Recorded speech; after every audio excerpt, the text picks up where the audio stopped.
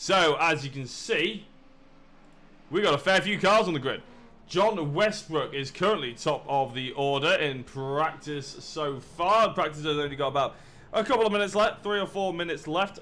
Chris Knox, a familiar face on Jacko Racing for anybody who has been watching.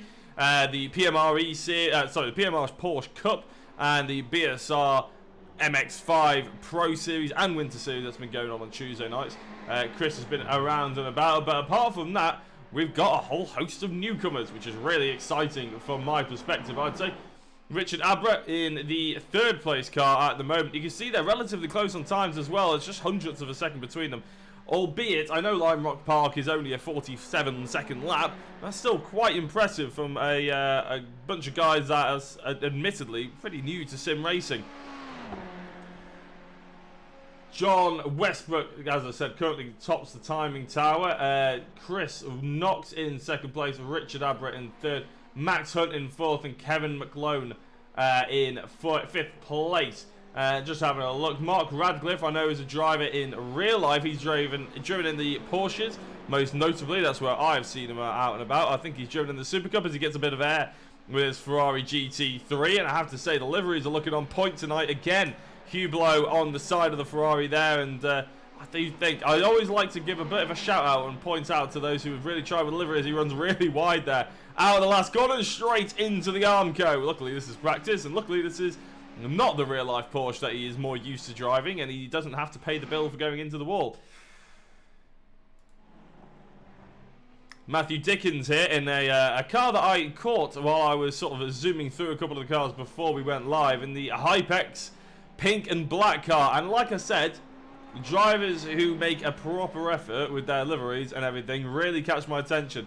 I'm not saying they get more time on air, but I am saying it does help. It's not going to hurt proceedings.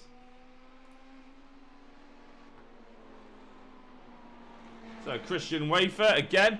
I believe Christian Wafer is joined by his dad, Paul Wafer. I can't actually remember which way round that is, whether it's Paul who's the dad or Christian who's the dad. I think it's Paul who's the dad. Paul is currently in the pit lanes. Christian is currently in 16th place just behind Paul. So there's a little bit of family rivalry there that we always look to see. We like to see the Newshams on a Friday night, Callum and Dave, go hammer and tongs at each other and make sure they're sort of trying to get the bragging rights next time they manage to see each other. So really nice to see them. Anybody else we got cracking on at the moment? Only one driver hasn't been out at all, and that's John Williams. So we have got 21 drivers joining us this evening. Barry Rabbit in seventh place. Sorry, he's one of the drivers that actually apparently helps organise the sessions. So Barry in the twisted car, again a little bit of air. That catches a lot of people out. You know, I've driven a fair few BMW GT4 laps around here, and I can only imagine it's a little bit worse than the GT3 car. You really have to lift off through there, otherwise you see a big crash, which I think we ended up seeing a little bit just behind Barry. Practice is only a couple of minutes before we get going. Just trying to get the timer up, but I believe they're just going to advance the session when we are ready. We've only got about a minute left of practice, so not long for these guys to keep rotating. A couple of these drivers, Matthew Dickens, he's done 69 laps, and unfortunately he span out before we got to number 70.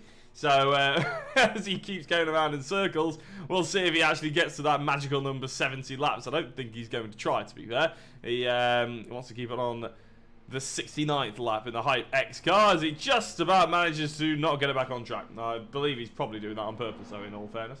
But yeah, a lot of these drivers, they have an 18-minute practice session. That brings me kind of nicely onto the format of the day. 80 minutes for practicing, so they have from 7 till 8:20. From 8:20 till 8:30, we have a 10-minute qualifying session. Anybody who's good at maths could have probably figured that one out without me saying 10-minute qualifying session. But after that, we have 3 15-minute races. Race 1 and 2, I think, are destined to be back-to-back. Race 3 may well have a little bit of a break in between, just for everyone to be able to jump out and go to the toilet or do whatever they need to do.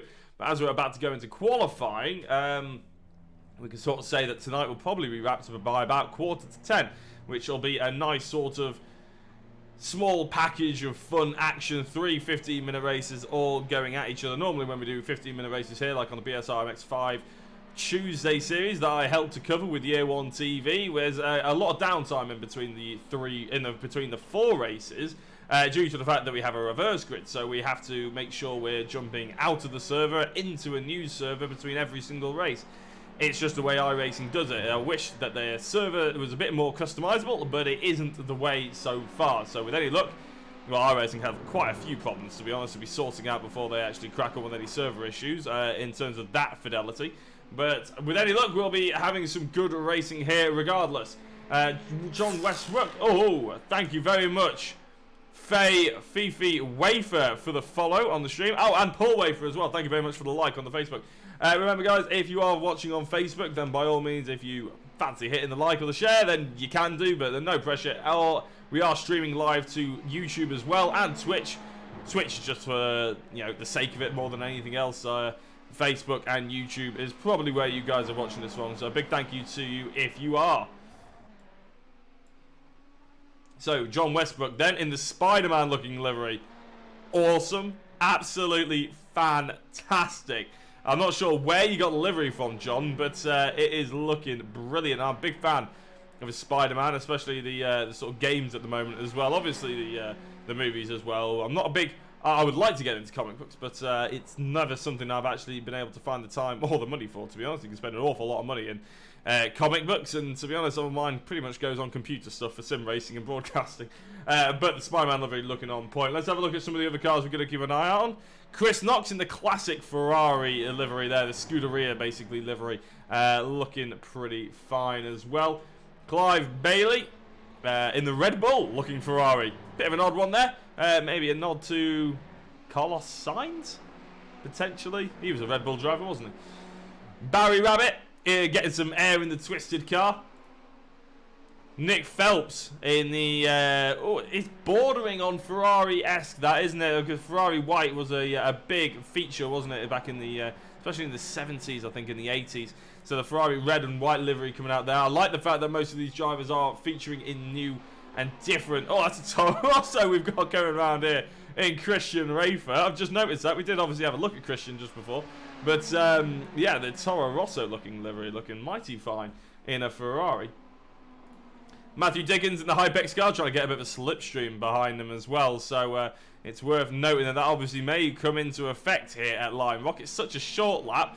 I wouldn't be surprised if we do get that one. But, yeah, at the moment, it's all looking good.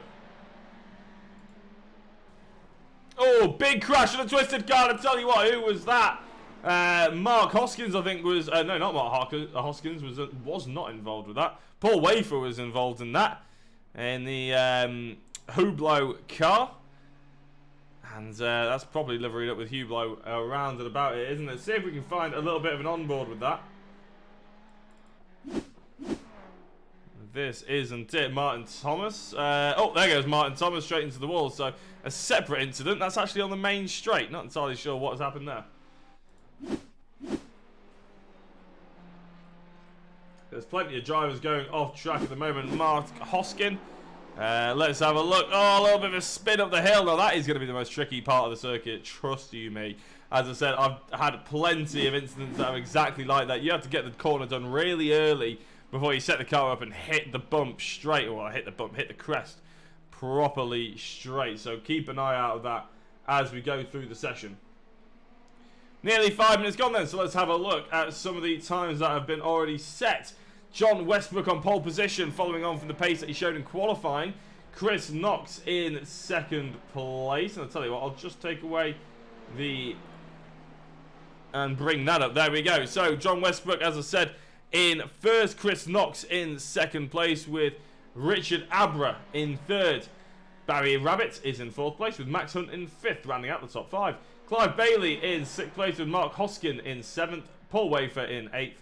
Nick Phelps in ninth. And 10th is Matthew Diggins as it stands. A lot of things can change though. John Williams, Steve Casher and Kevin McClone haven't yet set a valid lap time. That could be for any number of reasons, to be honest. It could be an off track, it could be contact, it could be a massive crash that they've had within the last 3 or 4 laps, meaning they haven't set a lap time. So, you know, expect a few more drivers to be in the mix. We've got, it's showing 15 on my timing tower, but I might up that to show the full amount of drivers, considering we have got a few others involved today. Max Hunt going slightly quicker. He's up to 4th place. Sam Marsh up to 13th as well. No, those drivers that we haven't had a quick look at. And that, to me, looks slightly McLaren-esque. I'm loving the fact that Ferraris are getting covered in competing liveries. But I'd say that's bordering on McLaren, that one. Mark Radcliffe, as I mentioned before, in another one of the Hublot cars. But in a slightly different look, in that sort of yellow, scattered. I don't know really how to describe that. And I'm really a fan of the car behind him, if I can find out who that is. Paul Black in the basic orange and white looking car there, to be honest. And as I said before, these are just a bunch of guys who really wanted to get involved and have a good few races in the social side at the moment. They are talking about getting a proper series going with proper championship points and everything like that, but we'll see how it goes. We're just broadcasting it because they just love to get out there and race these guys. Some of them, as I said, are real life racers. Some of them are more, just setting up and having a go with their mates. So we'll be keeping an eye. I have got a little bit of an information about certain drivers. I know, for instance, that Barry Rabbit, amateur Irish racing driver, 2-time Leinster Trophy winner, which apparently Ayrton Senna won in 1982. He's competing in the Formula Boss in Ireland. So Barry Rabbit, we just have a look at Barry. Oh, a driver off towards the back. I think that was Nick Phelps. Yeah, there we go, out of the final corner, using a little bit too much track, getting a bit greedy there, I would say, is Nick. So, like I was saying, Barry Rabbit, by the sounds of it, a relatively, quite a talented racing driver in real life. And by the looks of it, quite a talented racing driver in iRacing as well, currently in 6th place. A bit of man of all trades in the twisted car as he pulls over and probably will tow back to the pit. Damo Vit in the YouTube chat, thank you very much for tuning in. Hello, and good evening to you, sir. Let's have a look. What other information have I got on some of these drivers? What inside gossip have I got? Kevin McClone, who we mentioned, European track day enthusiast that also owns Red Square Images, one of the UK's best photographers. So Kevin McClone maybe will be able to transfer his mighty wealth of talent into... I'm just trying to find his name, to be honest. Where can we bring him up to McClone? Where on earth is McClone? You'll probably be able to see him on the sheet, and I can't. In fact, there he is, Kevin McClone. Yeah, it'd be nice to see. There we go. That's actually the purple car I was looking for earlier on as well. It'd be nice to have it, see his talents turn to iRacing photography and saving the replays and getting some good thumbnails from him. That'd be absolutely awesome as he goes heading into the wall, and that's going to be the first. Oh, well, it's not the first, to be honest. It's about the 10th time we've seen a driver do that, and it will not be the last either tonight, as Kevin McClone's front end needs a little bit correcting. A minute and a half less than qualifying. It's still John Westbrook in pole position. A 10th ahead of Chris Knox. 3/10 ahead of Abra. And then things start getting a little bit closer between Hunt and Glone. Only 9 thousandths of a second between them. More on Radcliffe to Bailey. 1/100th between them. Hoskin 200ths between them. Wafer 8 thousandths behind. Phelps 200ths behind. Oh, and all of a sudden Holbrook 500ths behind. So this is going to be very tasty, especially in that mid pack. Westbrook, Knox and Abra may well get a little bit of a run compared to everybody else. There we go. McClone goes flying in the air and manages to land with a plum this time round. Not straight into the Armco, which is always nice to see. Steve Kasher in the Estrella, or Estrella. I've never actually been sure on how to pronounce that. Somebody will have to let me know. It's Estrella or Estrella. Galicia car, and it's again very sort of adept to the Ferrari theme, in my opinion. It looks good on the side of that car. It's almost very Italian. I'm not sure if it's Spanish or not, but it does look really rather cool, I have to say.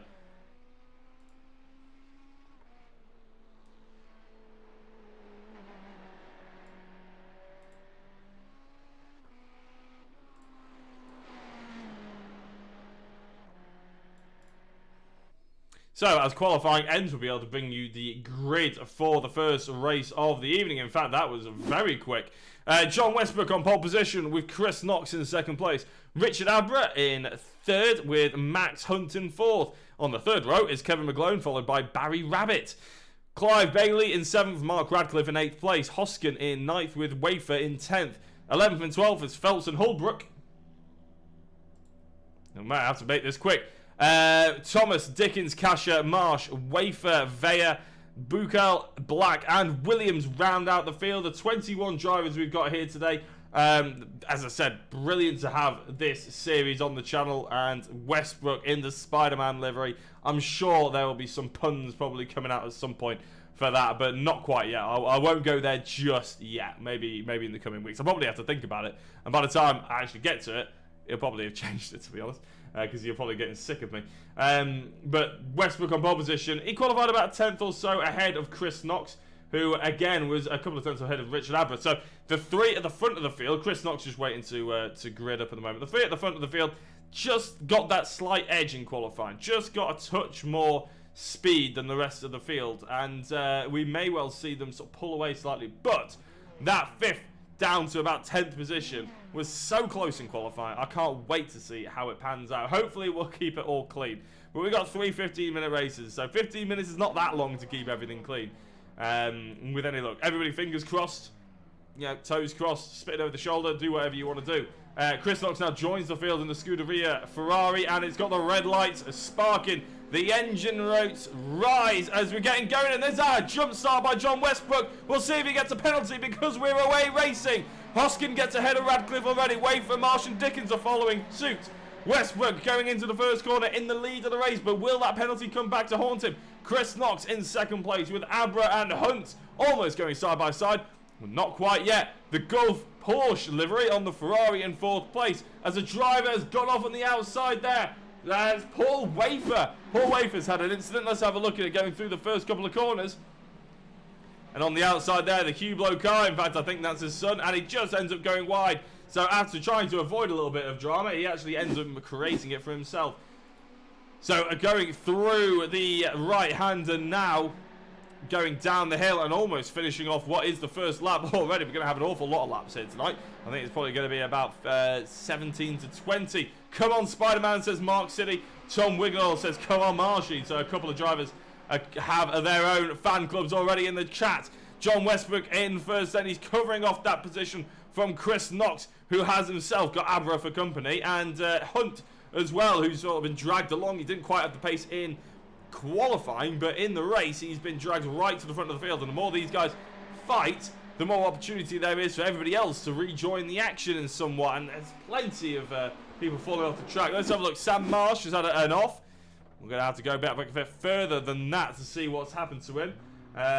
Clive Bailey's had an off as well, and the Red Bull car's just going sideways, and in fact a couple of cars. That must be on the main straight. Oh, as Paul Black just gets a bit loose and a few drivers falling. Oh, Paul Black almost going on 2 wheels there. Not the best, and there's just so many drivers. My incidents of flooding up Martin Thomas. What's happened to him going into the first corner? He's just taking too much speed. Yeah, it's so easy to do here at Lime Rock. Almost a double apex, that corner. It's so easy to carry so much speed through the first section. So a couple of drivers who have gained the most positions. Paul Black in 15th place. He's up 5 positions from 20th. Clive Bailey has lost 10 positions. Christian Wafer up 8 positions, up to 9th place. Housey, evening to you too. Actually, Holbrook, sorry. Oh no, there's a spinner. Oh, I'll tell you what, Kevin McGlobe, who am I on about? Sorry, while I get used to these drivers, it's Kevin McClone, sorry, and he almost took out a whole host of drivers. He crashed a few times, and in fact, because of that, I think Tom Holbrook had an incident afterwards, so you can see Kevin spinning off there, and he just touches the outside. Is that scuppering him up the hill? Oh, a little bit of a lift, and straight into that tyre wall. Lime Rock Park, it is so easy. Housey, my rig is half built, but we'll be out next week. Can't wait to see you. Also, love a good sim photo as well. If a rig photo, sorry. If anybody's got any good ones to send in, they'll be wicked. I'll try and get them on the stream.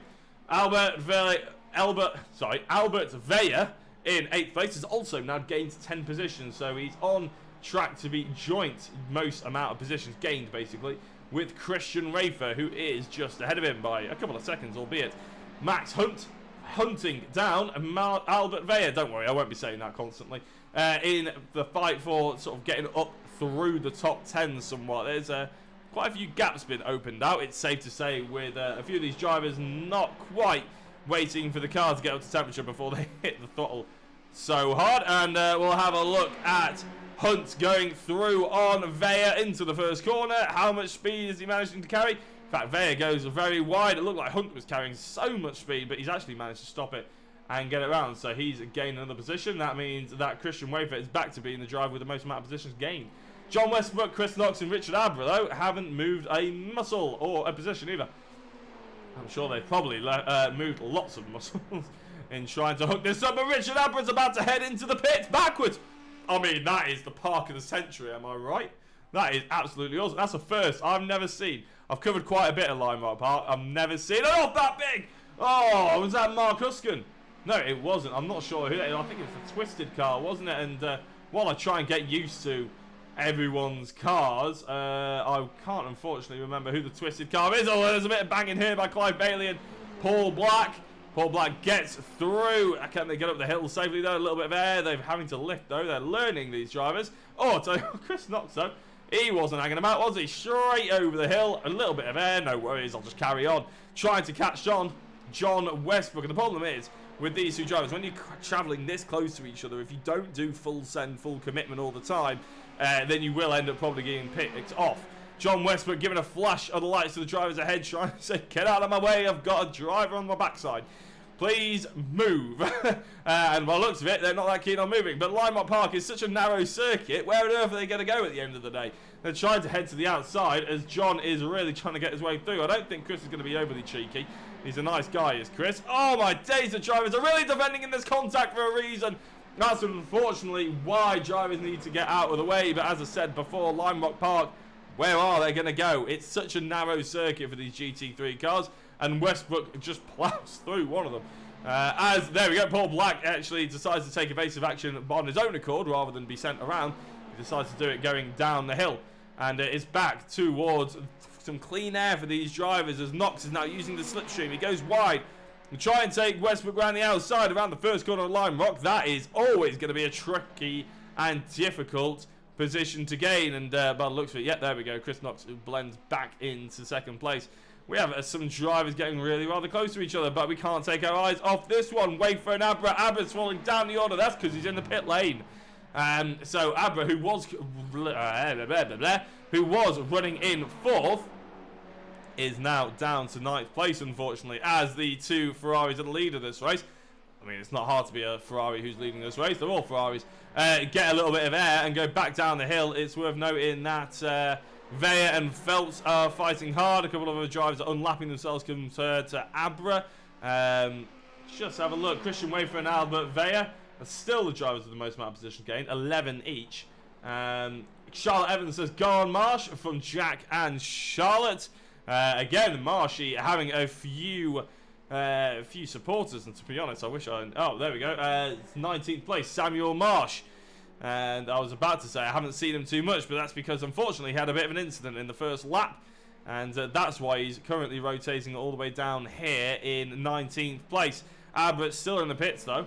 A couple of other drivers. Kevin McClone, he's had an incident earlier on. Who haven't we featured so far? Martin Thomas in the green and black liveried car. Actually now, well, behind Westbrook and Knox, but not on the timing tower. Obviously, he has been lapped, so he's let these two drivers through rather wisely, I have to say, especially as he hasn't actually properly racing against anyone. Barry Rabbit in third place is the twisted car. There we go. I knew I'd remembered it. 10 seconds back from the lead 2 at the moment. We are nearly, well, in fact, we're just over halfway through this race, and it's certainly been very exciting as Rabbit is going through. He's got a nice little bit of clear air, has Barry at the moment. He is quite clear of second place, obviously 10 seconds behind, but he has got a good gap from Hoskin in fourth place, as well as Veya's Wafer. What's happened to Wafer? He's spat it round. Well, I'm not entirely sure. Let's have a look and see. Oh, we've had a Sam Marsh crash as well. As a driver in front is trying to go defensive. He's trying to squeeze around the outside, and then he ends up with a tap. He goes round and, oh, well, I'll tell you what. It's, we'll have another look at that from the onboard. Is there space here? You guys can make this up, make this decision. In my opinion, there's a bit of incorrect spatial awareness there, shall we say, and that's why we ended up with a little bit of a bump. Who was the driver that we were trying to have a look at? So there we go. There's Sam Marsh, who has gone back off the track. Oops, sorry, trying to get it. There we go. Oh, another spin out of the final corner. So it's really not going well for Sam so far. We've had a couple of other crashes as well. We've had a Paul Wafer crash with I think Christian Wafer on the outside of the track here. What's happening to Paul? Comes through the infield. Oh, what the? Okay, that's an odd one. That is certainly an odd one. Is that Phelps or Veyer who is parked out? I fear it may be Phelps as he goes alongside. In fact, it is Phelps on Veyer. So all of a sudden they park each other rather smartly. And then what happens to Phelps? He's going to try and turn himself back around, but he goes back towards the track. Never a smart move. Oh, and he sends another driver flying, and then he goes flying himself. And yeah, well, his engine's busted. A hell of a lot more is busted, I imagine, as well. I pray that he's not wearing VR, because that will be. He's still going. He's still going. I think he spent longer in the air than the gap between the first and second driver at the moment. Absolutely huge.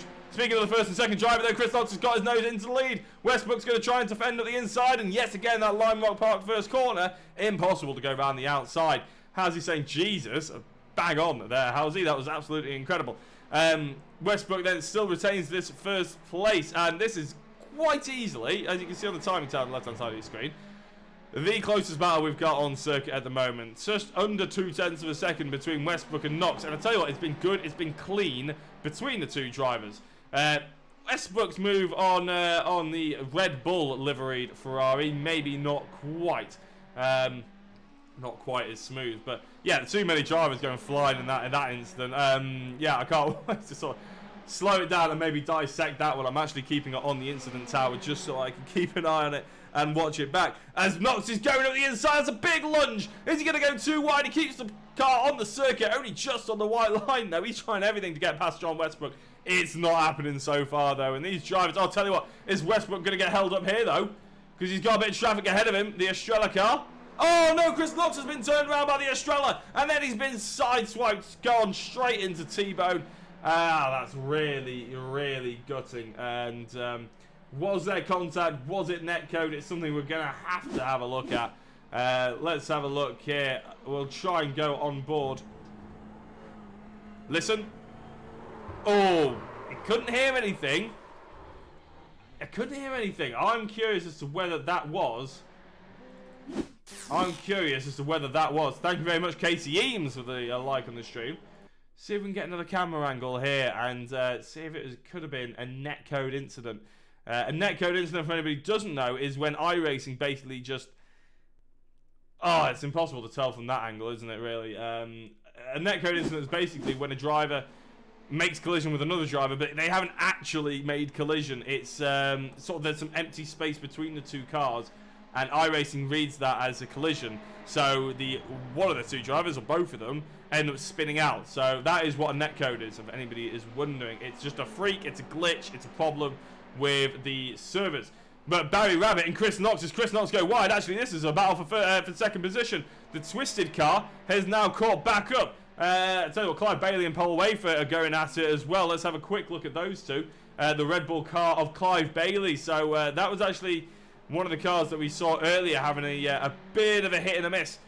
I can't remember who it was with now. This is the problem when I jump into a new series. All deliveries will end up getting into my system. I'll remember who is who as long as they don't change over too many times. As Paul Wafer looks up the inside of Clive Bailey, not quite happening yet. It's a difficult manoeuvre there. Oh, as Marsh is parked yet again on pretty much the racing line. Looking up the inside now is Paul Wafer on Clive. How's he going to get on? He came out the slipstream early there. Maybe could have done better with going into the slipstream for a bit longer. But tell you what do I know? Because Wafer has now made that move. Can he get the car stuck? Yes, he can. And he's back into the second apex. Hunt in fifth place was off the course there. In the, yet again, I have to emphasise this, a rivaling, well, the Golf car has been made famous in Porsches. I don't think anybody can deny that. And it's on the side of a Ferrari. If I'm wrong, do let me know, but I only know the Golf livery from running on Porsches. It may well be on a Ferrari, and now I'm saying it, I'm starting to think it may have been on the, it may have been. Michael Seal, thank you very much for the like. Fast start as well has come on the comments. Nice to see you doing some great work again. Top job from Knox. Indeed it was, until obviously he had that contact earlier on. And really, that was nothing to do with Chris Knox. He gets lovely and airborne.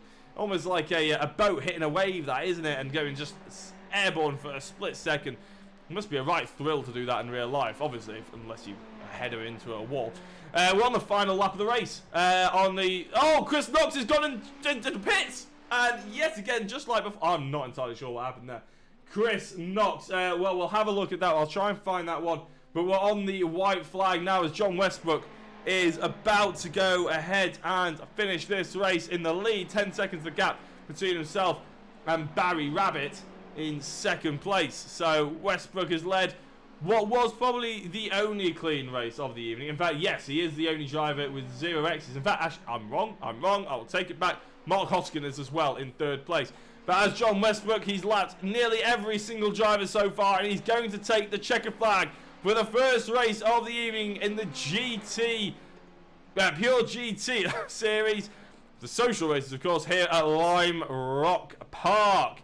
And a couple of other drivers. And we will be able to bring you a full rundown of the order as Barry Rabbit now comes across the line 10 seconds behind to take second place confirmed, and a big hit up the backside there on a few of the other drivers as well. Where is Hoskin? Mark Hoskin is third place, and he's coming through the order and coming across the line in the Monster Energy Ferrari. This is fun evening all, says HS. I'm not entirely sure who that might be. Do let me know in the comments. He's just being a big girl. Yeah, it's awesome to have you guys along with the ride, and I hope you enjoyed that race. I mean, I certainly did. It's always brilliant to see just that much enjoyment, hopefully, coming out of a race like that. It's not always about ultra competitive nature. Sometimes social races are the reason why people get into sim racing. Sometimes that's the best reason for it. Excellently entertaining race, says Damo Veets as well. Nice to have you guys along. Hope you're kicking back with a beer, Damo, and enjoying the sort of scenes. Right then, can we bring up the results? In fact, we can. Oh no! We can't! Well, no, we can't. Why? Oh, it's because iRacing's jumped straight into the next race. The drivers are gridding up. Oh, that's good. Oh, okay. Next lesson learned. Sorry, guys. I've unfortunately missed out on the results there, but the timing tower did stay up on the left-hand side of the screen. So if you want, you can just rewind and have a look at that. But really, I'm really sorry. Didn't get the results there. Normally, we're used to there being about 5-10 minutes after each race. We can bring up the results because we have to wait till everybody's crossed the line until we can bring it up. And then, unfortunately, as iRacing means... Basically, in this server, we're going straight into the second race. As soon as everybody finishes, everybody crosses the line. There's only about 5 seconds until we go into the next race. So, yeah, really sorry about that one. But with any luck, you guys caught. Martin was 7th, says Rachel Thomas. Henry S9's for him. Fair enough. Henry, thank you very much for joining in. Ilti, thank you very much for the follow on Facebook as well. Awesome to have you along. Sorry if I'm saying it wrong. Apologies as well if I say any of the other names wrong here tonight as well. I will get used to it, and with any luck, a few of the drivers may well jump in for an interview. I'm not going to do interviews right now because we are going into the next race so quickly, and I'm not even in the comms box. So there we go. Now I am in the comms box, so anybody who wants to come in for an interview after the next race will be more than welcome. Well, what a start to the evening. As I said before, sometimes you don't really know what to expect when you go into a series like this, especially as it's been more focused around social sort of stuff, but it's been really fun. I'm very much hoping that the second race is as entertaining as the first. We just got a couple of minutes here while we wait for the gridding process to come up. So if anybody is watching this and wondering what on earth is going wrong, Pure GT social race, that's what's going on. Next week we may be round 1 of an actual championship. You know, well, you don't know. It's just a rumour at the end of the day. But we are at Lime Rock Park, of course. My name's Jack Oliphant. I am the broadcast team for the evening. You never know. We might end up getting a second commentator if the lads in the chat, lads in the races want such a thing. But I do have a couple of commentator friends that I'm sure would be enjoying some of this action, especially if we get into some real-life championship battles as well. But I think while everybody learns what's cracking on iRacing, it's probably worth just having a few more social rounds. And at the end of the day, iRacing is a complicated sim. You don't want to jump into it and just go straight into it. You need to do a lot of laps.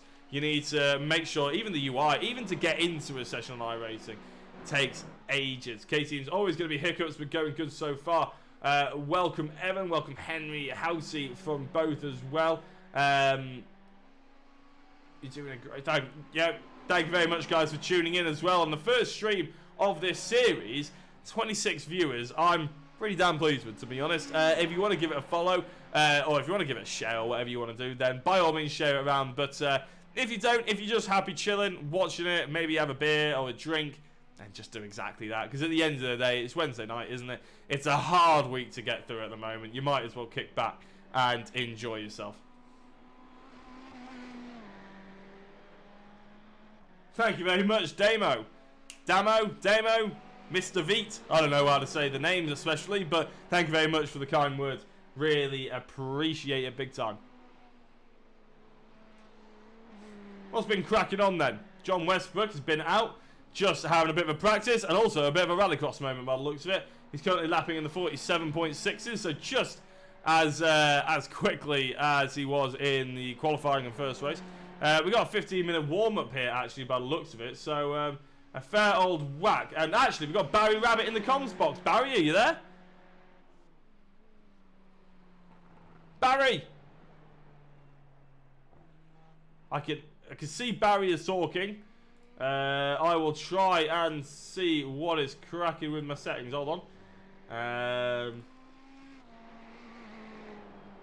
There's absolutely no reason why I shouldn't be able to hear Barry. We will try and get a chat with him.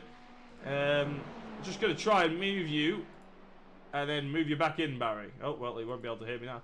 Barry, are you there? Unfortunately, although Barry Rabbit is in the comms box, he isn't actually able to be heard by us yet. But we'll try and sort that out before the next one. Can you hear me now, Jack? Oh, Barry, hello, welcome. Sorry, my problem. Made a mistake at this end. Sorry. Yeah. Hi, Jack. Thanks for jumping in here.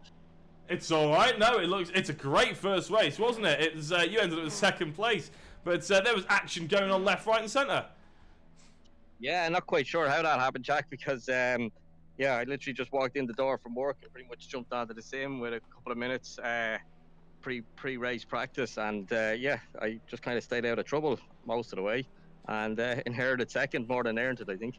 Well, I think staying out of trouble looks like it's a talent at the moment in this series, isn't it? I mean, I spoke to Chris Knox before, a couple of hours ago before we came on live, talking about the series and everything like that. But I think you're quite heavily involved with the sort of organisation of it, I think Chris was saying. And just tell us how it's all come about.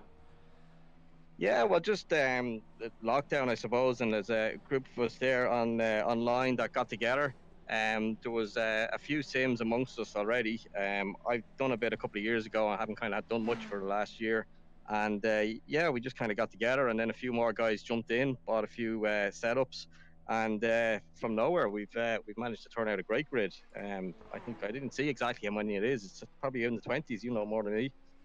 Oh yeah, we're on 21 drivers who are currently rotating, so that's awesome. I mean, there was action everywhere we looked. My incidence timer couldn't keep up, to be honest. It was awesome, and there was a few airborne moments here. But Lime Rock Park, speaking of airborne moments, is a difficult track to come to, isn't it? A few drivers who are maybe a little bit more new to iRacing, to stick them in a GT3 car and go, get around Lime Rock Park. That's a bit of a baptism of fire.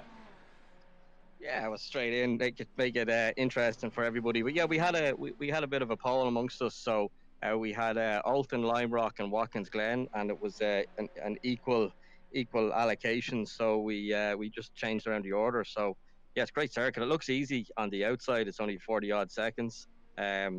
Just whatever 6 corners or whatever it is. But a little bit to it, all right. And the Ferrari takes a little bit of a knack of driving. It's quite particular. So I think the guys are doing really, really well. A lot of them were only putting together their sims 5 minutes ago, really, and first time on it. So credit to them. Yeah, absolutely. And you were talking about why the selection of the Ferrari. To be honest, I mean, it's not as I do a relatively large amount of commentary and broadcasting on iRacing, and the Ferrari isn't a car that I see very often, especially as a one-make series. What made the guys pick that one? Well, I'm guilty for that one myself. No real kind of reason other than decided to go the GT route, and I know the Porsche. I've drove the Porsche before, and it is a little bit knacky, because of the rear engine. So The just Porsche is a ridiculously hard car to drive. You did well there. yeah. So we avoided that one, and there wasn't much thought put into it, to be honest. Just wanted to first typed in GT3 and ruled out Porsche and went with Ferrari. That was about my thought process, to be honest. Well, I mean, it could be worse. If you ever want to go GT4, I can attest for the new BMW. It's absolutely stunning. But no, I mean, I'll let you get back to it, Barry, because obviously we're warming up a little bit here. But is there plans? I heard rumours with Chris earlier on that there may be plans for an actual championship, because obviously this is a bit of a social event at the moment. Is it something that you can see turning into a championship, or are you quite happy with the way it's going at the moment? I think maybe in time, but for now, it's enjoyable to be able to just jump in on a Wednesday evening, have a few races. I would say don't take it too seriously, which nobody does until, of course, the lights go out, and then that changes. But yeah, no, I maybe in time, but we're just finding our feet. Chris has stepped up. It was my kind of idea to get it going, and then Chris has been done great work in the background to do a lot of the setup and stuff. He knows his way around iRacing very well, and time is on. It's difficult for me to come by, so Chris has done a great job in setting the whole thing up and helping the guys, which is a bit of big importance because a lot of the guys are new to it. So yeah, I think we all owe Chris a beer whenever we're allowed to get back out again.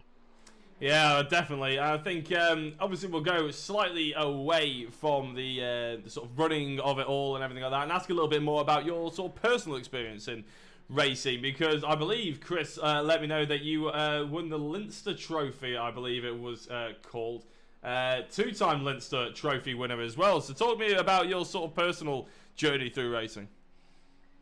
Yeah, that's the Leinster Trophy is the kind of the top prize in Irish circuit racing. It's got a very unique and prestigious history. It's been won by Hakkinen, Senna, Hawthorne, John Watson, wow, to name but a few. So a few big ones. Yeah, a few, and then there's me. No, I don't take that away from you, Barry.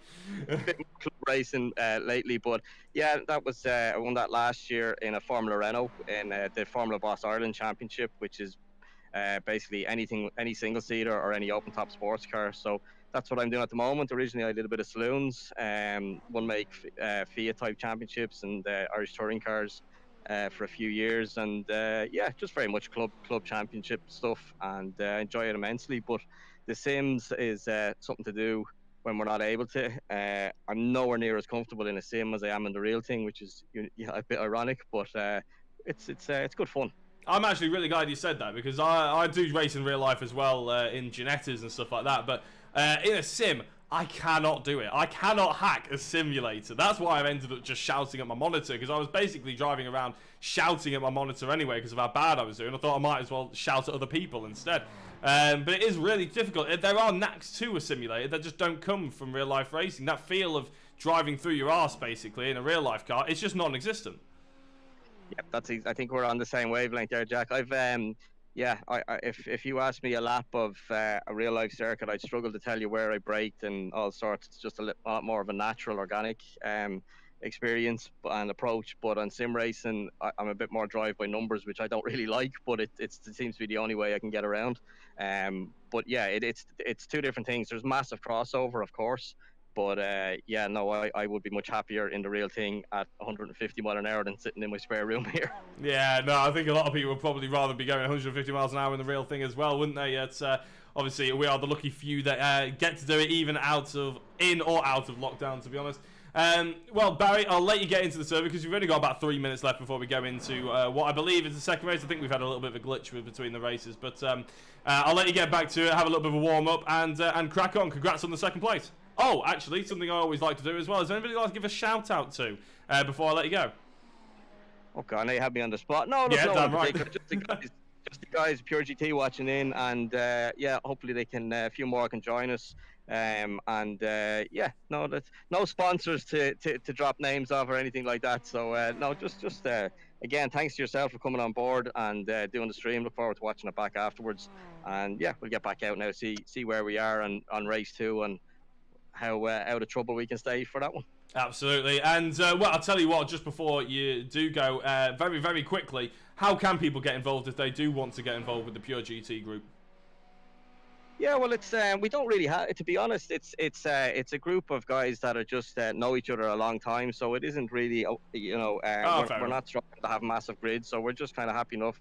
We all know each other from various walks of life over the years, and we just kind of decided to come racing. So there's guys Sounds like there. A good thing for me. Yeah. So it's not about getting massive numbers. It's just about a group of mates and people who know each other, going out and having a bit of fun. Absolutely. So some of the best fun can be have on a racetrack. Thank you very much, Barry. I'll let you get going. I'll put you in the other server again, so you don't have to move it, and you crack on. We'll maybe be speaking to you afterwards. Yep. Thank you very much, Jacko. See you later. And that was Barry Rabbit. He actually appeared in the comms box out of nowhere, to be honest, and it was great that we actually got the technical issues out of the way. Speaking of technical issues, I believe we've had 1 or 2 plaguing us in the sort of.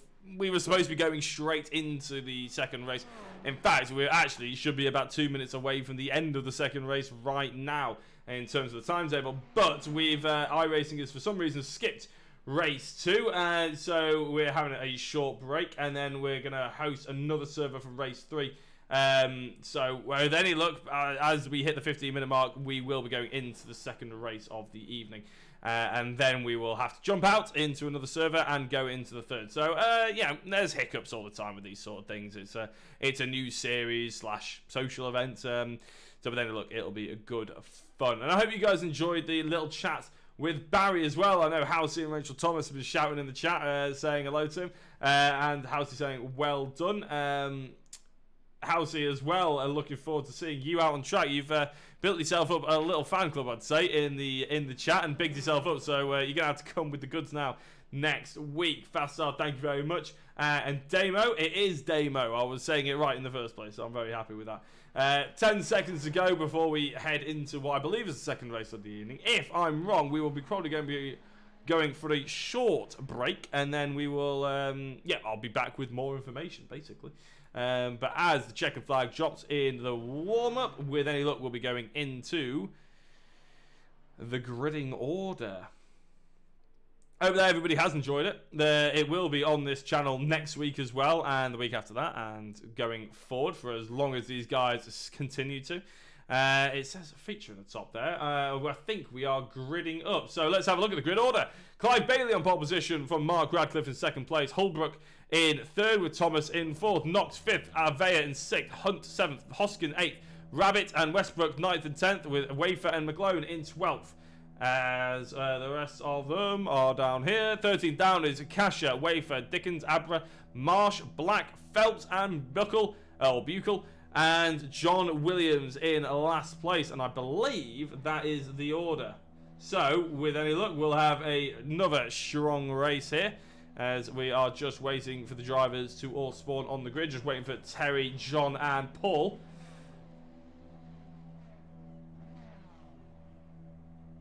As we wait on, it is worth noting as well that, as I said, I think this is the second race of the evening, so we had a delay. I don't think we've missed a race out. We've just unfortunately not had it spawn for us. But as the lights are about to come on, the engine notes rise. The lights are on. We've got racing here on a Wednesday night, and we're away. Bailey has a good start from Mark Radcliffe, who is going to be pipped by Tom Holmbrook. Into the first corner goes Tom Holbrook, as on the inside, Radcliffe's going to have to hold it. Just about, but he's got Chris Knox for company in fourth place. He wasn't able to take advantage, Chris, though. And the Ferrari's in the background. There's a spinner, and already Barry is around. Barry Rabbit is around in the twisted car, all the way down in 8th place now. And it's the first of what will be a fair few incidents to come, I'm sure. Tom Holbrook, though, we're going to focus on him for now. He's in first place with Chris Knox, now up to second place on Mark Radcliffe. He must have overtaken him earlier on in the race, and Knox is all over the back of Holbrook already. This is going to be a very tense race, and after Chris was span around in the first one, he'll be hoping and smelling for blood Holbrook, though, in the DeWalt car. DeWalt? I've never been sure, actually. Don't think I've ever said that brand out loud. I think I've just seen it all over the place. I'm going to call it DeWalt. It looks like Holbrook is just about fending off from Chris as it stands at the moment. And Mark Radcliffe, obviously, hugely experienced real-life racer in 3rd place, actually holding off Matt Hunt. John Westbrook has had a crash, though, and the race 1 winner, the Spider-Man cars, got in a... Ooh, what is going to go on here? He's going to the outside and it's contact with the Hybex car. And unfortunately for John, it's not quite sticking this time round. I'm sorry. So as we go back to the lead of the race, we'll obviously try and catch some of the other incidents as they happen here, but we're also going to try and catch the lead for the move for the lead of the race. Chris Knox jumping to the inside already. He's shown his cards early. He knows his intention. Tom is powerless to stop it, of course, because if you get the inside here at Lime Rock for the first corner, you're pretty much guaranteed to come out of the other end in the position that you are wanting. Mark Radcliffe then in 3rd place. We haven't seen that much of him. He is trying his best to keep this podium position ahead of Max Hunt, followed by Martin Thomas as well. Thomas in the green and black Ferrari, Max Hunt in the Gulf livery. Terry Bucket has had a bit of an off, but as they jump over the hill, it's all as they were so far. Chris Knox still in the lead of this race. Holmbrook in 2nd, and already Chris Knox has got nearly a 2nd in the lead, and without his probably closest rival in terms of pace. Oh, it's going to be a big crash by Max Hunt. He goes far too wide into out of the final corner, and he doesn't do what Chris Knox did or a few other drivers did on McGlove, going through on him there, and it's a slide up the inside like a sleety kind of night out, up those, sliding into those DMs, up the inside. Oh, there's a Hublot car that'll turn around there. That's Mark Radcliffe, and he sends another one flying, another car all the way in the air. I think that was Mark Radcliffe. I'm not sure who that was. I'm going to try and keep an eye out. Christian Wafer was the driver. No, my incident time is going far too quickly. It was Wafer, and does he land it? Ooh, not really. No, he's going to have to tow back. Oh dear, that's a, again, VR, that's going to make you ill. So as Matt Hunt is in 4th place, he's just behind Martin Thomas now, who, let's face it, he had a bit of a bumping and a bruising in the first race. I think that was putting it slightly kindly, to be honest, but you can see already the gap on the circuit map about how far away everybody is in terms of the sort of gaps. In fact, all the way down to 15th place is Black, and he is basically in a field of his own, well, quite literally, to be honest, because he is essentially got half the track to run in, completely unopposed and in clean air, unlike the majority of these drivers. Sam Marsh is going side by side with the stricken car of Mark Radcliffe. Mark now getting back through and hoping that he can maybe try and get back to those podium positions that he was hunting down so avidly. Carnage, says Damo, sorry. Yeah, absolute carnage left, right and centre. And it's, well, I mean, at the end of the day, when there's not a championship involved, you can just sit back and try and enjoy it, can't you? It's one of those things, as soon as points are get on the table, like Barry said, as soon as the lights go out, everybody's saying about how much it's fun and games and try to enjoy it and everything like that, and as soon as the lights go out, everybody's trying to race as hard as they can, and every position counts. But that's just the nature of racing in general, not just sim racing, but racing in general. Nick Phelps, oh, tell you what, where is Nick going to go here? He's going to try and go the middle? No, just about managed to get away with that one. He's fighting with Paul Wafer here, 3/10 behind the driver, and actually Nick Phelps, the reason why we cut to him is because he's gained 9 positions, the joint most amount than anybody else, including Marsh. And up the inside, up the hill goes Phelps, and he's just seen Paul Wafer off, and it's a great move by Phelps as well, really late on the brakes and committed as well. I don't think he touched Wafer, in all fairness. Wafer just did the right thing, saw it coming and nipped out the way. Steve Cash is going through on the inside in the Estrella Casilla car. Casilla, I just can't tell you. Ahead of Max Hunt, and so Kasha is hunting down Thomas now for potentially a podium position going his way. So it's nice to see a few of the other drivers getting around that sort of podium area, fighting for it nice and hard, as flashing in and out of the server, in fact, goes Kasha. Another glitch of iRacing, unfortunately. It's not something that you plagues you in real life racing, the fact that you can lose internet connection. There's a big off in the background. Who on earth is that? And I think it was Matthew Dickens, potentially. Yes, it was. So as Dickens, he doesn't touch the curb. He just goes, yeah, there we go, touching the grass. That's always going to be a death trap. He crashes, he hits the wall once, and ooh, he kept it out the second time, but it's still not ideal for Matthew Dickens. Paul Wafer's had an off track. What's happened to him? Is he following suit? Oh, no, he's actually been tapped by Marsh. And that sent Wafer straight into the wall. That's really gutting. And in fact, Matthew Dickens is already facing the wrong way. What's happened to him again is... I just don't know, to be honest. In fact, let's have another look. He's just going... He guns it through the last corner. Is he trying to go into the pit? I don't have an explanation for that one. Sorry. just don't.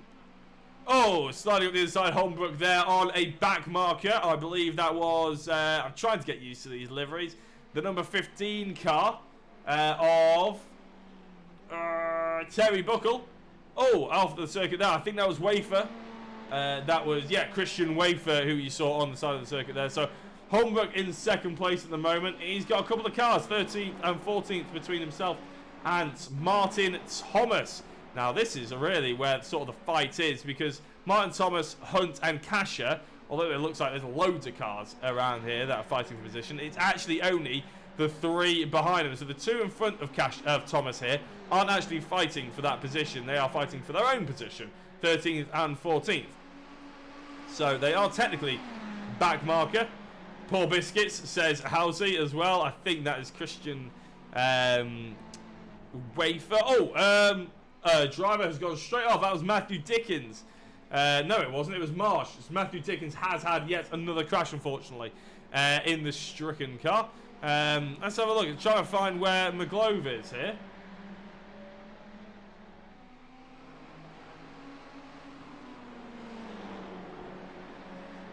He's in 11th place, actually, so I thought that was him having it. Oh, big moment for the Estrella car. That was a very, very good catch by Kasha. Just about got away with it, but he has now dropped back a little bit behind, sorry. Max, Hunt, and Martin Thomas. Thomas going for this lead.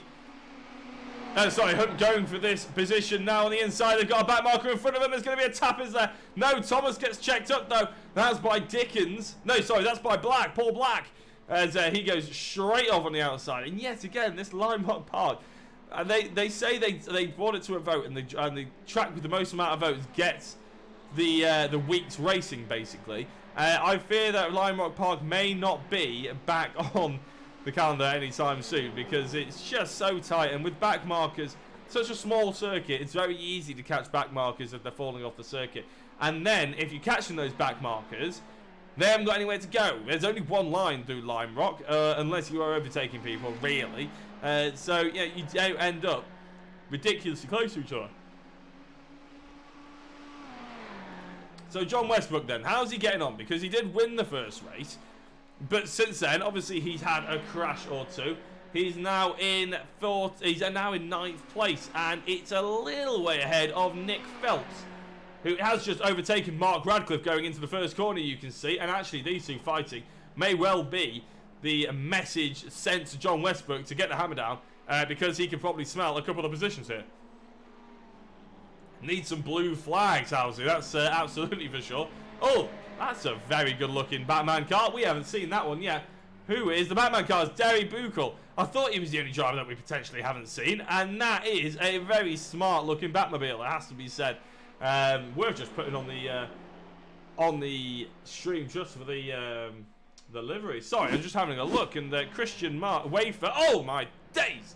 I think that's the second time Wafer's been put on his roof this race. It's only been 15 minutes, and he just can't stop going airborne.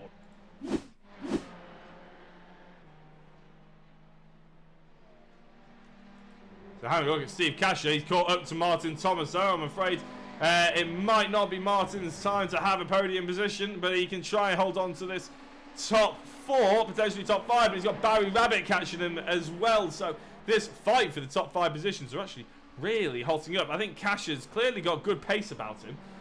His best lap time, actually, Kasha, is not quite as fast as some of the other drivers around him, but his last lap time is a little bit quicker than those in front of him. So it's interesting to see this sort of dynamic that they've got going on, and this little fight is going to go down to the wire.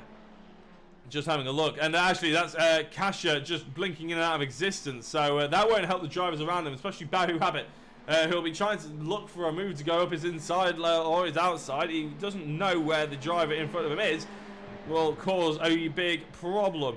With any luck, they'll get that sorted out in the coming weeks, because blinking cars are never fun for the drivers trying to catch up. Big launch on the inside, though. This could be coming here from Barry. Barry on the inside is going to be just pulled out of it. The Estrella car keeping hold of 5th place at the moment. That's actually mean that Thomas has dropped back from Kasha. Sorry, I'm getting this wrong. Thomas has got ahead of Kasha by about half a second. So all of a sudden, it's actually Barry Rabbit who is the Estrella's car biggest thought probably right now, as he's blinking in and out yet again.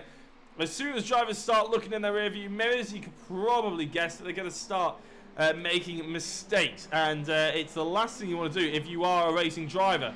If you know, you're pretty much taught from the get-go, even if you've got someone coming at you, never drive in your mirrors. It's a common mistake, but one that can have horrendous consequences for not only your lap times, but also your positions in the races. It looks on the inside from Barry, and there wasn't going to be any contact there.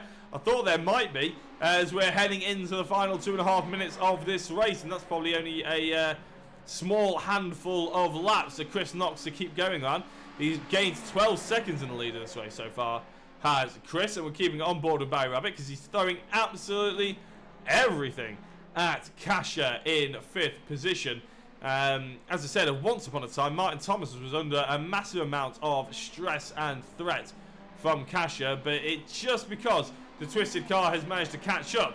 It means that the Estrella has had to start defending rather than anything else, and as soon as Barry threw one at the inside, it started creating a gap between the 4th and 5th place car.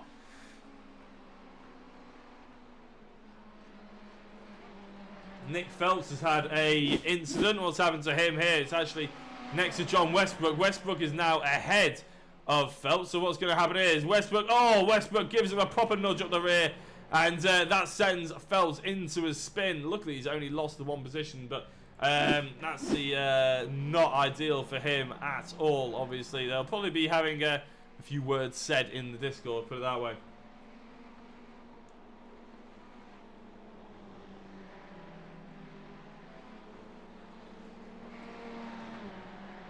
So as we're heading into the final stages of this race, it's actually Hoskin who is as close as anybody else, next to Paul Black for a position gain, and there's an incident going through the final corner, and well, yet again we see the drivers spinning off around the final corner. Again, Lime Rock Park is filled with tricky areas to try and get past, and in fact we are on the final lap of the race, so although we'd love to have a look at the drivers here, we're going to have to keep an eye out on Chris Knox, because since getting into the race he has been absolutely nothing but dominant, has he, in the top position so far in this feature second race.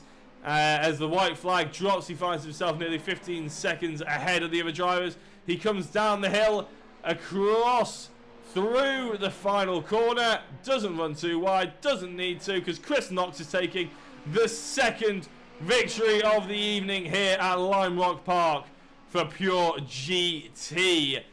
Holbrook looks like he's going to be coming across the line in the DeWalt car, 15 seconds back in the end, to finish in 2nd place, as a whole host of other drivers have crossed the line in their laps positions, meaning we do seem to be getting these drivers. Oh, look at that. Chris Knox enjoying himself immensely, doing a few donuts at the end of the start-finish straight. Oh, he gets a little bit of a love tap up the rear as well, just for good measure. Paul Black's had a crash.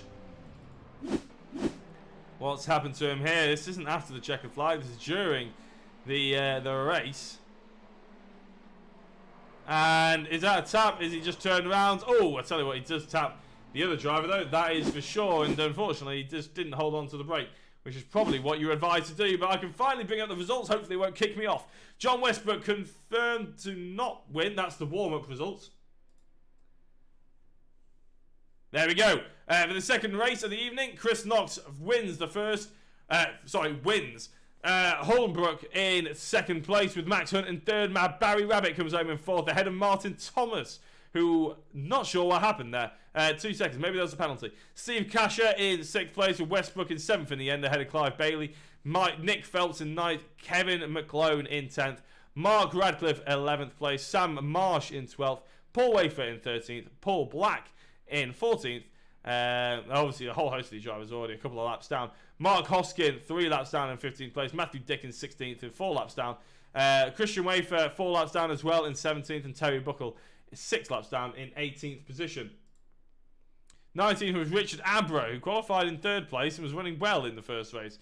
Didn't get quite the look in this one. Albert Veyer in 20th with John Williams in 21st. I don't think John Williams even took the start, to be honest. No, he didn't. Albert Veyer only managed 1 lap. Richard Abro only managed just under 3. So we had some unfortunate incidents there. And I can actually bring you race 1 results as well. So maybe this is going to be how we have to do this in the Pure GT series. But you can confirm that John Westbrook was the winner of the first race of the evening, with Barry Rabbit in 2nd place, Mark Hoskin in 3rd, with Max Hunt in 4th, Albert Veyer in 5th place with Chris Knox in 6th, Martin Thomas is in 7th with Hollenbrook in 8th place, Mark Radcliffe was in 9th with Clive Bailey being in the top 10. Christian Wafer 11th place with Kevin McClone in 12th, Kasher 13th, Wafer 14th, Dickens in 15th, Abra 16th, Marsh in 17th, and Paul Black in 18th position. And last but not least, a little bit further down, is Nick Phelps in 19th, Terry Buckle in 20th, and John Williams rounding out the field. Yet again, 18 laps down. I don't think he took the grid. Good fun tonight, says Faye Wafer. Damo Vitt says, well done, Kevin. Great race, well done, Chris Knox as well. So a whole host. Great races, lots of flying cars. I think we've got one more to go, ladies and gents. I will just confirm that with the driver who is pretty much in charge of all this. But I think what we're going to do is cut away to a little bit of a break. When we come back, we'll have more action for you for the final race of the evening. So don't go anywhere on Jacko Racing. Thank you very much for tuning in. We'll see you in a couple of minutes.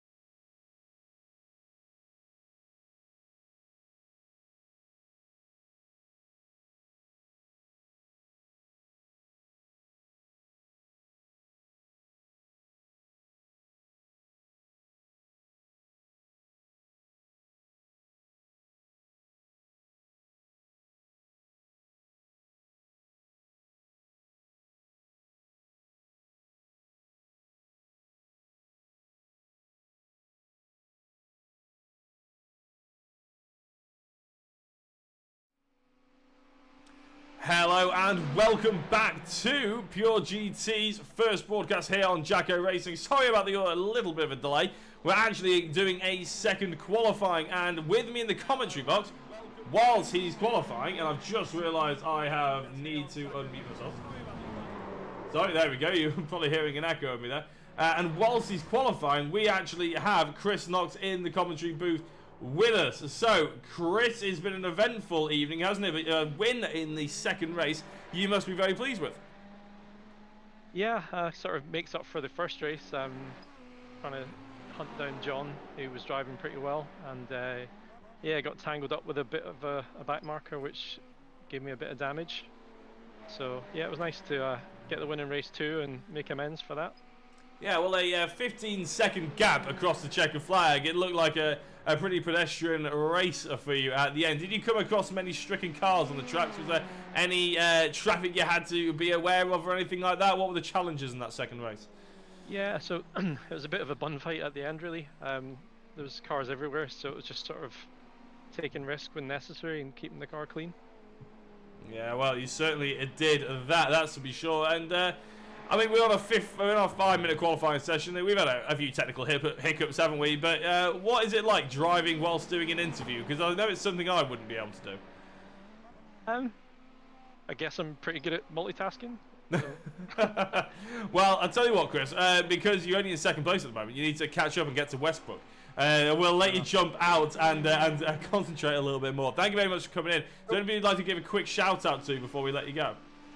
Oh, just good to see more and more people getting on board, and yeah, it's growing in each week, and I'm looking forward to getting maybe 30 people from the forum on the race series.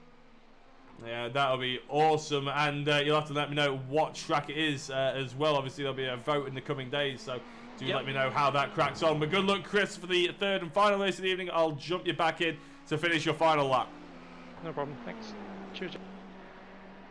And that was Chris Knox. So we've had a couple of drivers unfortunately have to bow out for the evening, but still leaves us with 15 drivers who I'm sure will be hoping to give us plenty of action. And if you love airborne cars, you come to the right place by the looks of it, because these Ferraris just love to get some air underneath them. That's for sure. At the moment in this qualifying, we have Westbrook on pole position, Chris Knox in second place, Holbrook in third, Barry Rabbit, sorry, apologies, in fourth place, and McClone in fifth as well. And basically, this wasn't necessarily to plan. We wasn't supposed to have this qualifying. But, yeah, we've had a few hiccups, a little bit of a delay here and there. But as the checkered flag drops, I think we can all agree that no matter what the technical issues, or no matter how it's been dealt with or anything like that, which has been dealt with brilliantly as well, by the way, to be fair, we can rest assured that it's been awesome racing from start to finish, and thoroughly entertaining as well. I do hope you've enjoyed it, watching on Jacko Racing here tonight.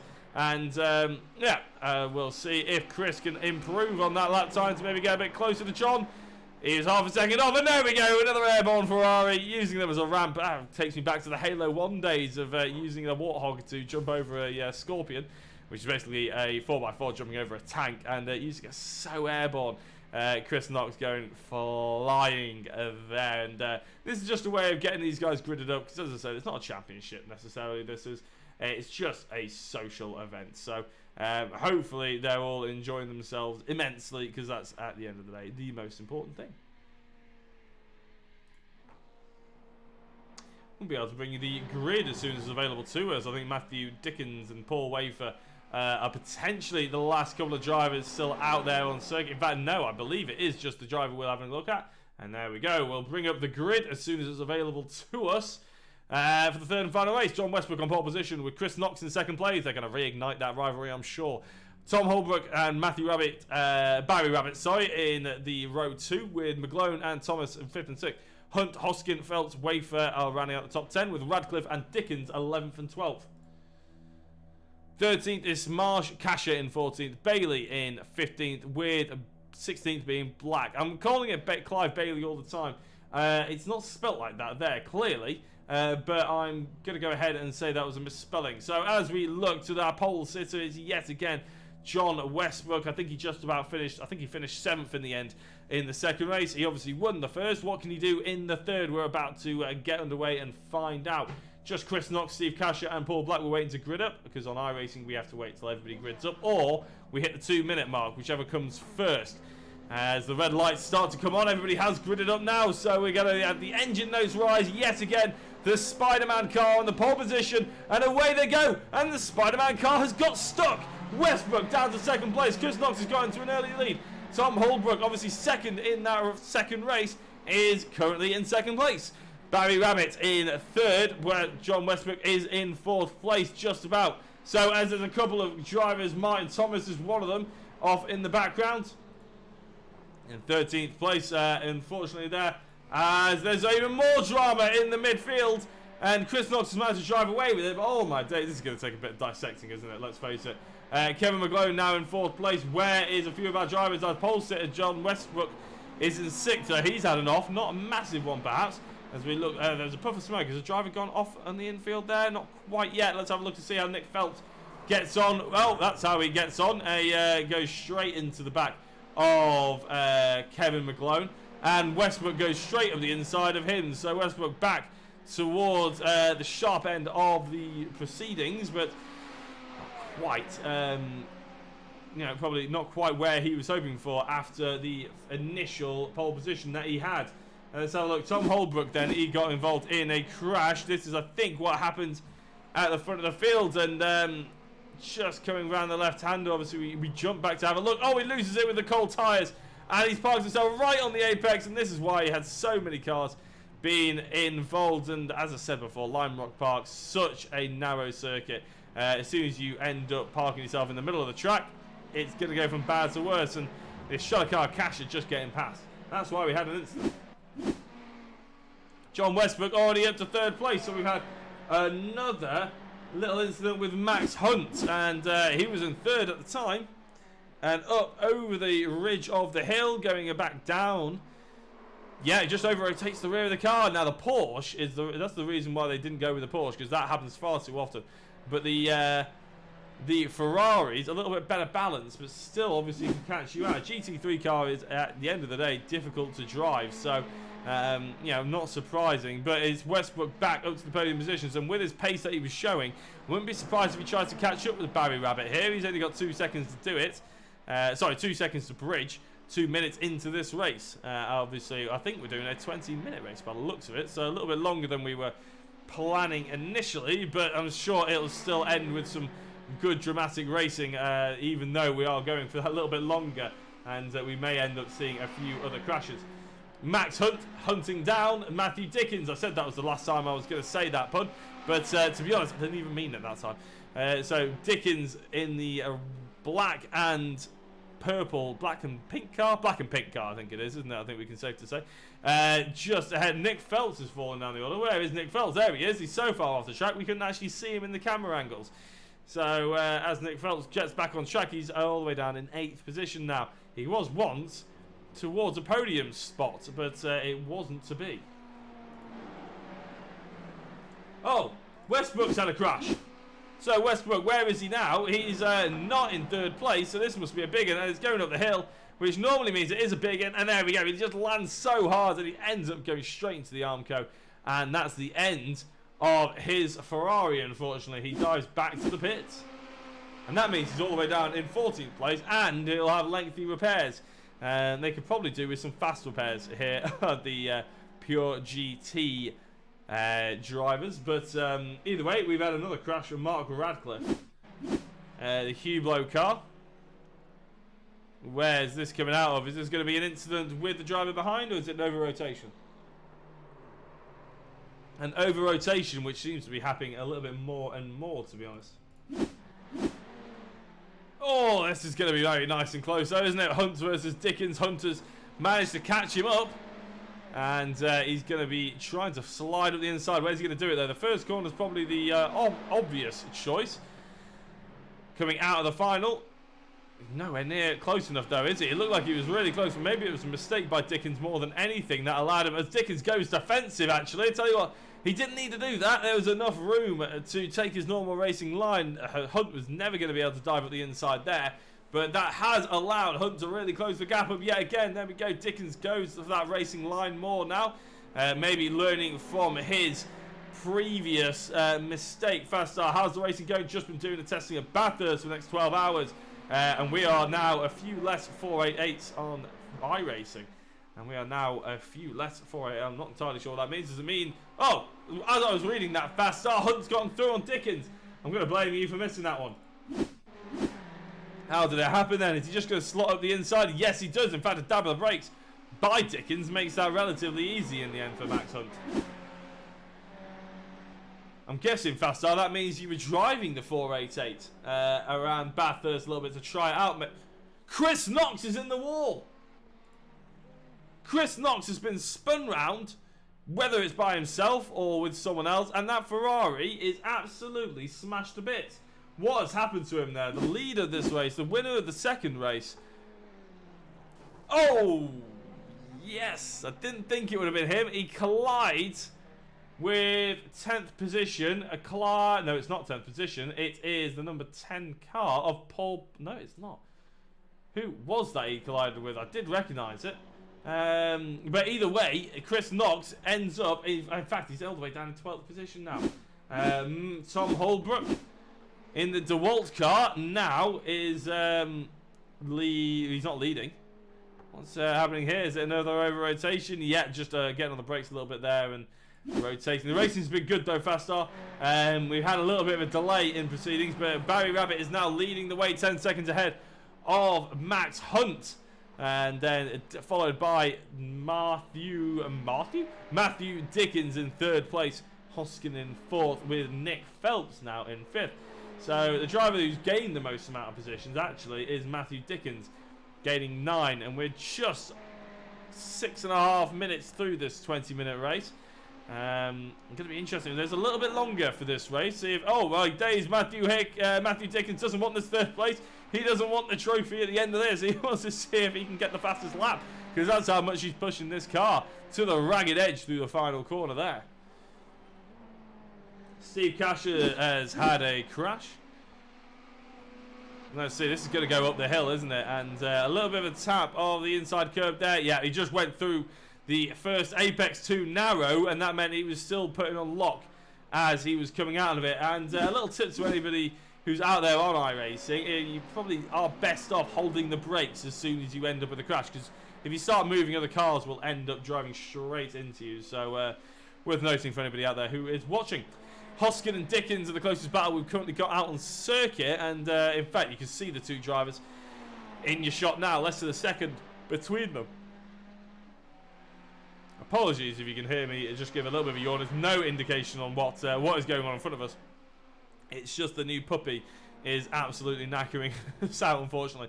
Oh, God, speaking of being out, is Matthew Dickens going very wide, and Hoskin all of a sudden. We thought we were going to see a nice little battle develop there, but it wasn't to be in the end, with Hoskin now slipping into third place.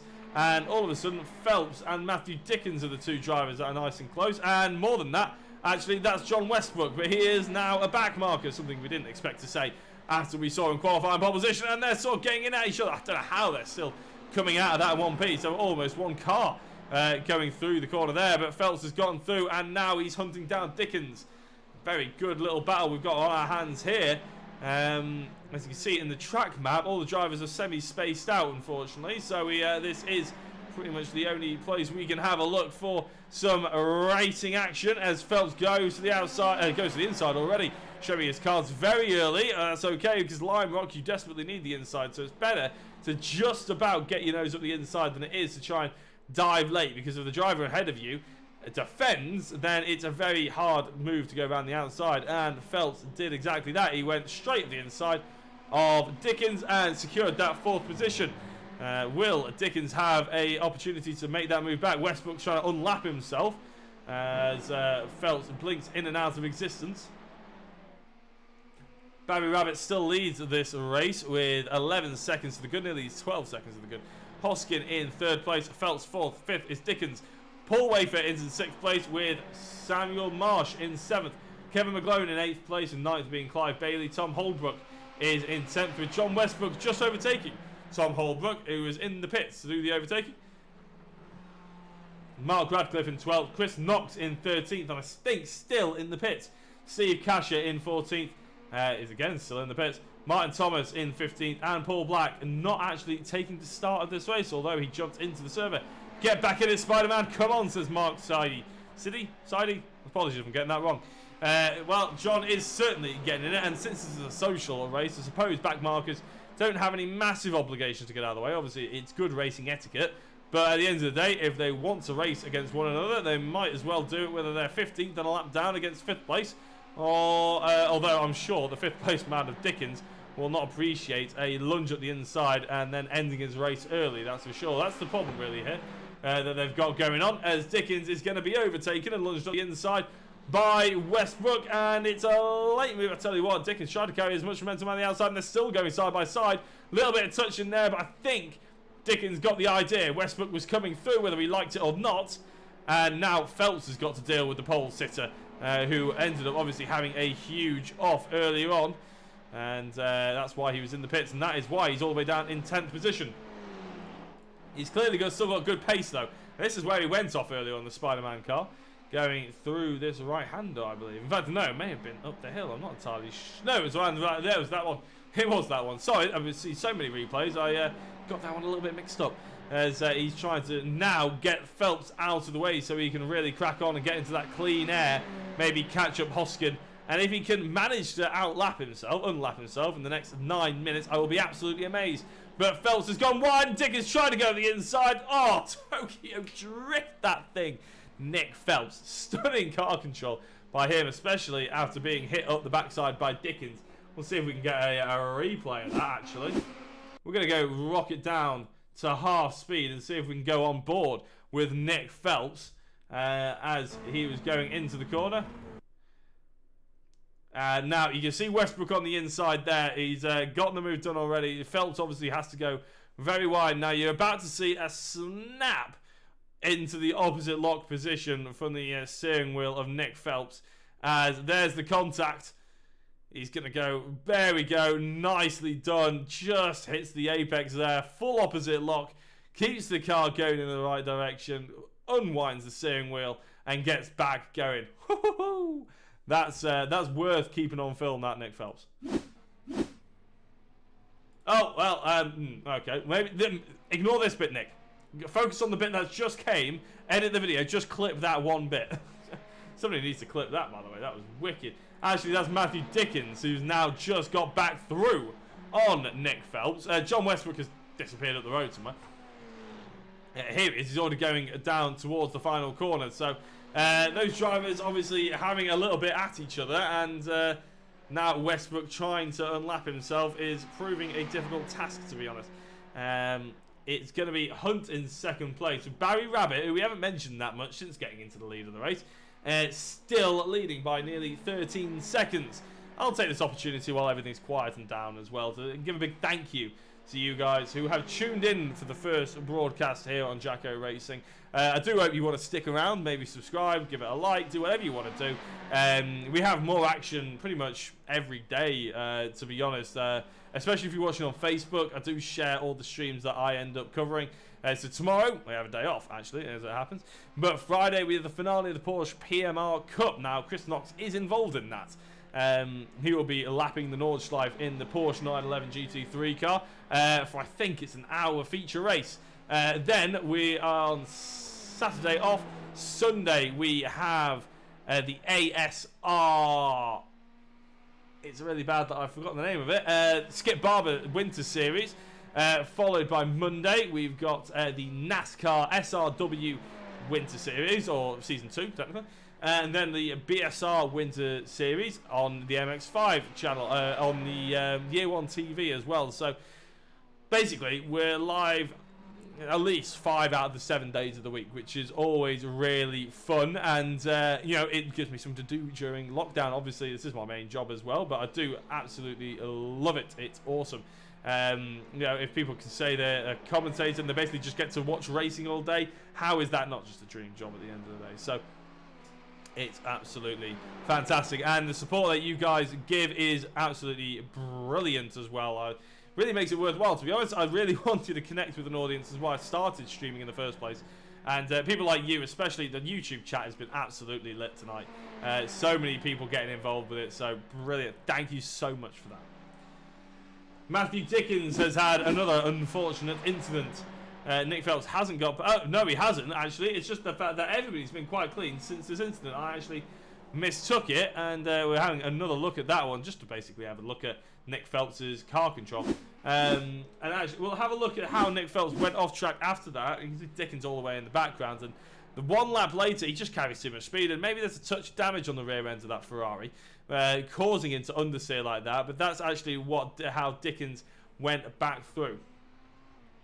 It's been mega as always. Thank you, Fast Star, and Rachel Thomas. Thank you very much for the nice words as well. And we've had pretty much 20 viewers for the entirety of the stream, which is incredible considering we had such a delay as well going into the third race. So as Westbrook is setting yet again the fastest lap of the race. In fact, what we haven't done very much of is go on an onboard lap. So maybe that'll be a good idea as we're closing into the final stages of this race. So we'll go on board with John Westbrook as he seems to be hunting down what I think is Mark Hoskin. But here he goes through the final corner. Let's have a look at Lime Rock Park and the eyes of a GT3 driven by John Westbrook. Sorry, late on the brakes going round the outside. He's going to go straight into the back of some more traffic. Though he's going to have to tuck in to the second apex. He's already got the Monster Energy car done and dusted. He's going to dive at the inside. Yes, he does to the left. Keep it tight to the left-hand side there, the white line. You can see the green there where people have kicked the grass back up. Nice and smooth. John Westbrook already up to 8th position. Now this is the tricky hill where everybody's been caught out. You see just a perspective of speed there. You have to hit that going with the wheel dead straight. And apologies if the sound is a bit higher than usual with the onboard. It goes like that. The right-hander down the hill, attack the final corner, use a little bit of the runoff, but not too much. And that is a lap of Lime Rock Park. That is how quick it goes. To be honest, it really doesn't take any time at all. 47 seconds. 48.1 was that lap done by Westbrook. Considering he overtook 2 drivers, I'll give that one to him. Max Hunt, a driver we haven't mentioned that much this race, but it's worth mentioning because he's done really well as he lets through McGlone, sorry, is doing really well. Max Hunt, he didn't have the consistency in the second race to finish around these podium positions, but it looks like it's going to be another good finish for Max after a good result. Good drive in the third race. The momentum needs to be taken into the next week. Obviously, not a lot of drivers can necessarily put that time and effort into practicing every single week, which is why a series like this is well worth the money, to be honest, in my opinion. Brilliant evening racing with great commentary. Oh, just making me blush, you guys.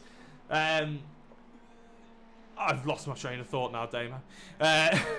Yeah, so it's sometimes if you can't put that time into practicing, that a lot of other drivers can. Obviously, Chris Knox, involved with about 3 or 4 series now on iRacing, has that time to put in to make sure that he's driving the best of his ability in all the cars that he's driving. By the way, of which there are 3 very difficult cars as well. Obviously, the GT3 Ferrari you're currently looking at. Then you have the GT3 911, which is one of the hardest GT3 cars of any car on iRacing to drive. And then obviously the MX-5s, which is actually the beginning car that you basically get on iRacing. It is it's what you get given as soon as you start to buy into iRacing, and you get a couple of tracks, one of which is Lime Rock, very popular on the MX-5 grid is Lime Rock because it is one of those 3 tracks. You can put those sort of practices in and make sure that you're quick in all the cars that you get given, or you can jump in anything then basically. But if you don't have the time, it's worth just getting one car, because on iRacing you have to buy the cars, you have to buy the tracks as well. So if you're just going to spend a couple of hours on it per week, a couple of hours on it per month, invest in that one car, that series that you want to run in, and just practice in that, because at the end of the day, if you're not going to learn anything else, you might as well learn that one car if that's all you got time for. On to what I believe must be the final lap of the race. Mark Hoskins had a bit of an off track. Let's have a look. There is the Monster Energy of Mark Hoskins that we saw Westbrook overtake before, and he's just had a bit of a wide moment there. Nothing too dramatic, as I think this will be the penultimate lap of the race. Going down towards the final corner is Barry Rabbit, and within about 50 seconds time we will have the end of the evening's proceedings. And we might catch a quick interview with one of the drivers, or we might jump off really quickly, depending if anybody wants to come and have a chat to us. But we will keep an eye out, as Barry Rabbit will hopefully, fingers crossed that the drivers, the commentator's curse doesn't end up biting us in the bum, will become the third race victor of the evening. Obviously, he had a second place earlier on. He came in to have a chat to us, and a very nice chat it was. Lovely guy, it has to be said, is Barry, as well as Chris Knox. So, you know, if anybody else is out there and is watching this back who is racing, and you want to have a chat with us, then by all means, jump in between races and have a chat with us, because it's always lovely to have that sort of insight as we go through the evening. And there's such an array of interesting people in this server as well, of sim racing and racing quality. It's always brilliant. But Barry Rabbit is going to take the checkered flag in the third race of the evening to be our third winner here at Pure GT Social Races. And it's a very, very well-deserved victory as well. Max Hunt is going to come down to take what has been a good, consistent drive by him, as we see a driver taking off in the distance there. John Westbrook flashing the lights, knows he's done well to come back to 8th place after that horrendous crash at the first lap. And I'm sure he enjoyed carving through the field there as well. Mark Hoskin were waiting to cross the line as well. He's about to do such a thing. The Monster Energy car to take third place overall, and another podium position goes the way of one of the drivers that we haven't seen on the podiums before. Is he going to head straight into one of the drivers to go airborne? No, he hasn't. And these Ferraris, they are basically like ramps, aren't they? So as we wait for the results, just a couple of drivers left to bring in. And in fact, here we go. Here is the race results. Barry Rabbit confirmed to take the first place, the third victory, the third victor of the evening. Max Hunt in second place, with Mark Hoskin in third, with Matthew Dickens in fourth, and rounding out the top five, and the only top five with the drivers that weren't lapped is Nick Phelps. Paul Way for sixth, McGlone in seventh, Westbrook in eighth, Sam Marsh in ninth place, with Clive Bailey in 10th, Radcliffe, Holbrook, Knox, Kasher and Thomas in the top 15, and Paul Black, 25 laps down, don't think he even started, was in 16th position. Everybody take a breath. I'll give 1 or 2 minutes and see if anybody jumps into the interview waiting room. But again, big thanks to everybody who's tuned in. It's been awesome having you along. I hope you stick around for next week as well. It's been a good evening's racing. With any luck, obviously a few of the technical issues may well be sorted out by then. But it has been absolutely awesome.